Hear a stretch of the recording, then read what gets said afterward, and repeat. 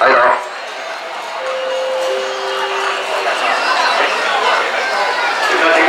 港鐵霸權示弱，市民不再啞忍，馬上撤回加價，回購公用事業。至今，港鐵尚未撤回加價嘅計劃。日前，港鐵以統計處修訂通脹率計算嘅方法為由，反應真係非常迅速，將2.3% 嘅加幅調低去到2.2%，妄想去回應洶湧嘅群情，更加顯得佢係作賊心虛，此地無銀300兩。查實港鐵嘅霸權已經喺我哋大眾嘅生活唔同嘅範圍裏邊，市民一直啞忍多年，今次嘅加價實在係忍無可忍。社民連將會喺5月16日喺立法會交通事務委員會陳述我哋對相關議題嘅意見之後，我哋就會嚟到呢一個旺角嘅港鐵站大堂靜坐，嚴正嘅發出最後嘅通牒，要求港鐵馬上嘅撤回加價計劃，亦都同時我哋要求政府全面嘅回購公用事業。我喺呢度要講5個港鐵嘅罪行。第一，港鐵取消儲值票同埋美程嘅優惠，以多重嘅設計利誘威逼市民以八達通去支付車費，並同時向零售業推廣大小交易去抽佣。就此，八達通按金滾存多年，已達數億嘅現金。但係港鐵就出售個人八達通用戶嘅資料去圖利，販賣我哋嘅私隱，極之嘅可恥。第二，交通為名，地產為實，合併之後嘅港鐵已經係數千億市值嘅超級資本。港鐵享有大量嘅鐵路上蓋物業嘅發展權同埋代理權，成為全港最大最惡嘅發展商。佢公共交通市場嘅佔有率超過40%，有份發展嘅新樓盤，相信亦佔呢個市場重要嘅比例。咁巨大嘅市場嘅權勢，即使係大地產商，亦都要去靠攏，同佢呢啲嘅新樓盤分享利潤。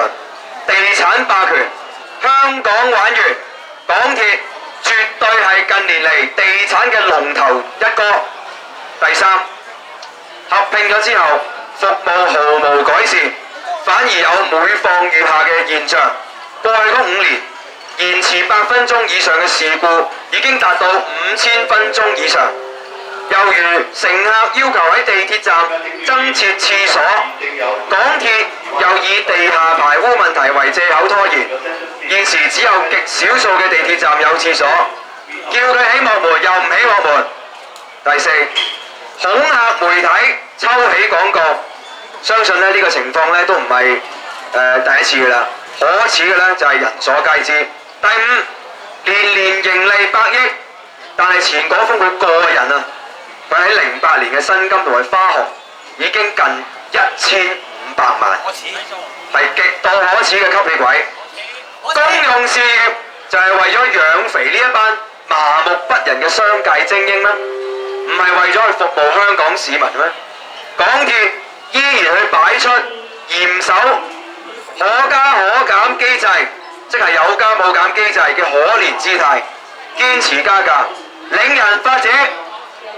年年賺錢，年年加；年年賺錢，年年加；通脹仲加正人渣，通脹仲加正人渣；事故頻頻有，事故頻頻有；車費年年加，車費年年加；港鐵加價可恥，港鐵加價可恥，服務冇做好，服務冇做好，日日賣廣告，日日賣廣告，港鐵加價可恥，港鐵加價可恥，立即回購港鐵，立即回購港鐵，立即撤回加價計劃，立即撤回加價計劃。得唔得？繼續派貼紙啦，仲有剩嗰啲嚇。差唔多啦嘛。OK，好。嗱，各位，嗱，如果港鐵佢再唔去撤回呢個嘅加價計劃咧，就唔好話社民連唔俾面佢，我哋係不排除隨時隨站去憤怒軌進行一個抗議。我哋好明白，可能呢一個嘅憤怒軌嘅抗議會對市民咧會造成一定嘅影響，我哋好明白、好清楚、好了解。但係呢一個係我哋最後俾佢嘅一個嘅抗議嘅行動，而我希望大家市民亦都諒解，因為即使我哋唔咁樣做啊，港鐵佢平時過去呢3個月裏邊，去令到佢嘅班次延遲，去影響大家翻工放工，其實已經係夠多㗎啦。所以我希望即係大家都去諒解，我哋有咁樣嘅行動，我哋都係為咗要去抗議呢一個港鐵無理嘅加價，就係咁多啦。